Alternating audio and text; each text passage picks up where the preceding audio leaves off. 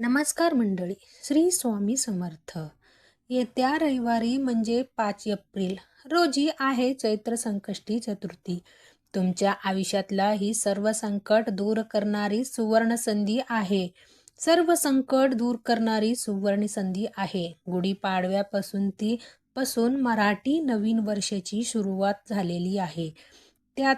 त्यातच येणारी पहिली संकष्टी चतुर्थी हा योग अत्यंत शुभ आणि फलदायी मानला जातोय.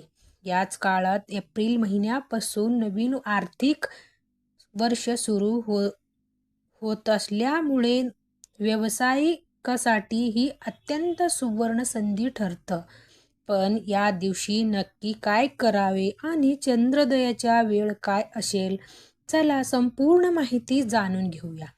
5 एप्रिल 2026 रोजी येणारे विकट संकष्टी चतुर्थी निमित्त पूजेच्या शुभ मुहूर्त विधी आणि चंद्रोदयाचा वेळ काय असेल, तर पंचांग अनुसार चतुर्थी तिथीला काळ ही पुढली प्रमाणे आहे. 5 एप्रिल 2026 रोजी रविवारी दुपारी 12 वाजता चतुर्थी तिथी प्रारंभ होणार आहे. 6 एप्रिल 2026 रोजी दुपारी 2:10 चतुर्थी तिथी समाप्ती होणार आहे. शास्त्र अनुसार संकष्टी चतुर्थी उपवास जे आहेत ते रात्री चंद्र अस्तित्वात असतं त्या दिवशी केलं जातं.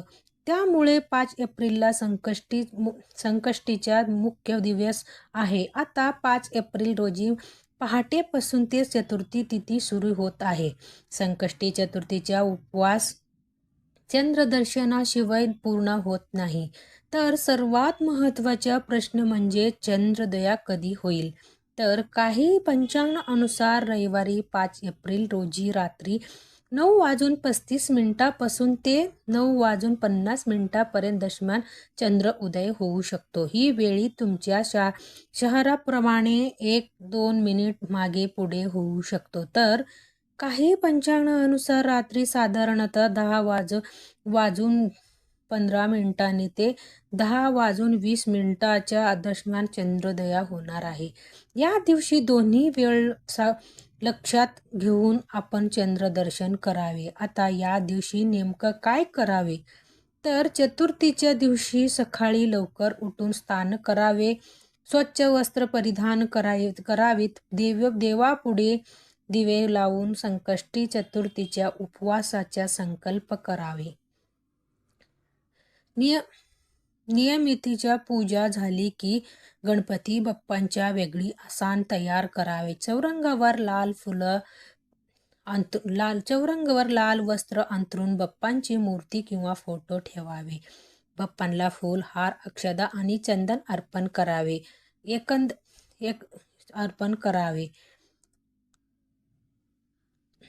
आणि पूजा करावी. संध्याकाळी पुन्हा एखादी स्नान करून किंवा हातापाय स्वच्छ धुवून पूजेला बसावे. गणपती बाप्पांच्या मूर्तीला किंवा फोटोला अभिषेक करावे. बाप्पांना लाल रंगाच्या वस्त्र किंवा जास्वंद फुलाच्या अर्पण करावे.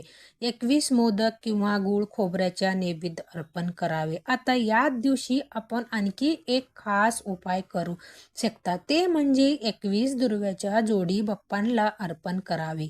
आता हे कसं करावे, तर ते 21 दुर्वा एकत्र बांधून ती जोडी बाप्पांच्या डोक्यावर किंवा बाप्पांच्या चरणाच्या वरती प्रत्येक दुर्वा वाहताना ओम गणेशाय नमः किंवा ओम गणपते हे नमः हा मंत्राचा जप करावे. असा मानला जातं की संकष्टी दुर्वा अर्पण केल्याने मानसिक शांती मिळतं आणि अडकलेली कामही मार्ग लागतात. आता रात्री जेव्हा चंद्र उगवतो तेव्हा चंद्राला पाहून नमस्कार करावे. एक तामांमध्ये पाणी घेऊन त्यात थोडीशी चंदन, अक्षदा आणि पांढरी फुलं टाकावी. हे पाणी चंद्राच्या दिशेने जमिनीवर सोडावे. एकदा तरी चंद्राला अर्घ्य द्यावे. चंद्राची पूजा केल्यानंतर गणपती बाप्पांच्या आरती करावे आणि मागचे उपवास सोडावे. आता या दिवशी विशाख नक्षत्र असल्याने आपल्या चिंता एकाग्र करून केलेली प्रार्थना अतिशय प्रभावी ठरलं असं सांगितलं जातं. उपवासाला साबुदाणा खिचडी, फळ किंवा बटाट्याच्या खीस असे फराळाच्या पदार्थ आपण घेऊ शकता. दिवसभर उपवास देखील अनेक जण करतात किंवा फलाहार करूनही उपवास करतात. रात्री चंद्राला अर्घ्य दिल्यानंतर उपवास सोडावे. चंद्राला पाणी अर्पण करताना त्यात थोडीशी अक्षता, पांढरे फुलं आणि चंदन आवर्जून टाकावे. त्यानंतर गणपती बाप्पांची आरती करून प्रसाद ग्रहण करावे आणि उपवास सोडावे. महत्त्वाच्या म्हणजे आधी सांगितल्याप्रमाणे रविवारी असल्याने या दिवशी गणपती सोबतच सूर्याच्या उपवासन करणं देखील फलदायी ठरू शकतो. ही चतुर्थी चैत्र महिन्यातला येत असल्याने नवीन कामाची सुरुवात करण्यासाठी सुद्धा हा दिवस अत्यंत सकारात्मक आहे. गुढीपाडव्यापासून ते मराठी नवीन वर्ष सुरुवात झालेली आहे. त्यातच येणारी पहिली संकष्टी चतुर्थी हा योग अत्यंत शुभ आणि फलदायी मानला जातो. याच काळात एप्रिल महिन्यापासून नवीन आर्थिक वर्ष सुरू होत असल्यामुळे व्यावसायिकांसाठी ही एक अत्यंत सुवर्ण संधी ठरतं. गणपती बाप्पा हे विघ्नहर्ता आहे आणि बुद्धीच्या देवता सुद्धा आहेत. यामुळे त्यांच्या कृपेने नवीन कामाची सुरुवात केल्यास यश मिळण्याची शक्यता अधिक वाढत असतो. मग या दिवशी सकाळी किंवा संध्याकाळी आपण ऑफिसमध्ये किंवा घरामध्ये स्वच्छता करून गणपती बाप्पांच्या पूजा करू शकता. बाप्पांची पाचोपाचरी पूजा झाली की ओम गंग गणपते हे नमः मंत्राच्या 108 वेळी जप करावे. अथर्वशीर्षक किंवा संकटनाशक स्तोत्राच्या पठण करा. शक्य झाल्यास चंद्रदर्शनानंतर उपवास सोडा. या दिवशी नवीन व्यवसाय, प्रोजेक्ट किंवा डील सुरू करू शकता. नवीन फाईल अकाउंट बुक किंवा डिजिटल प्रोजेक्ट लॉन्च करणं हे व्यवसाय वाढीसाठी खास ठरू शकतं. आर्थिक वाढीसाठी गणपती सोबतच देवी लक्ष्मीची पूजा सुद्धा करावे. तिजोरी किंवा अकाउंट वगैरे आपल्या कुंकू या दिवशी आवर्जून लॉकरला वगैरे या दिवशी आवर्जून कुंकू लावावे. बाप्पांना 21 दुर्वाच्या अर्पण करून घ्यावे. सोबतच मनातली इच्छा व्यक्त करावे. गणपती बाप्पांच्या मोदक किंवा लाडू अर्पण करावे. यानंतर ते प्रसाद आपणही खावा आणि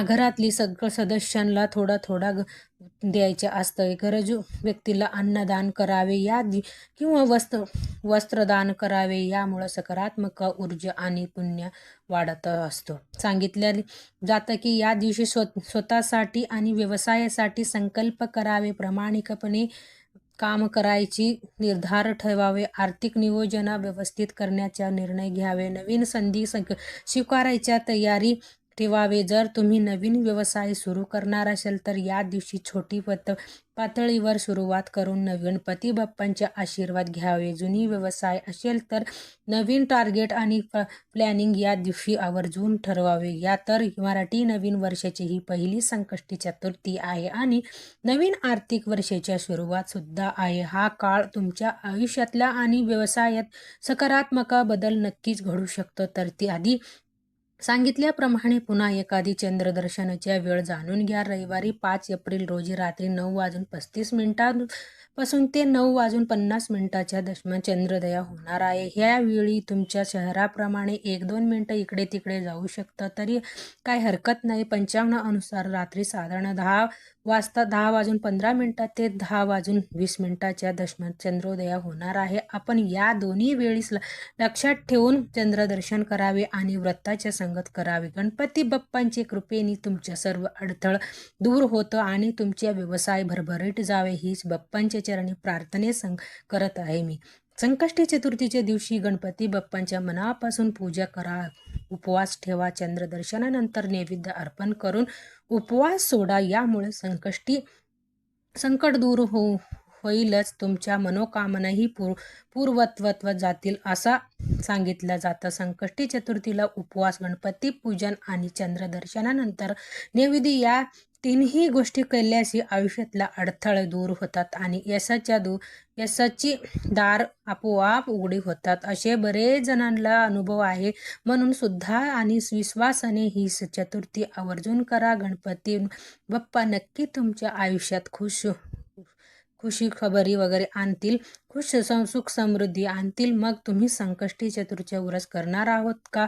कमेंटमध्ये नक्की सांगा आणि कमेंटमध्ये गणपती बाप्पा मोरया असं लिहायला विसरू नका. असेच प्रकारे सणावार संबंधित व्रतवैकल्प्य असतील, उपवास असतील, तर पूजाविधी संबंधित आणखी काही माहिती तुम्हाला हवी असेल तर त्याच्याबरोबर तुम्हाला काही शंका असतील तर या कमेंट बॉक्समध्ये नक्की विचारा.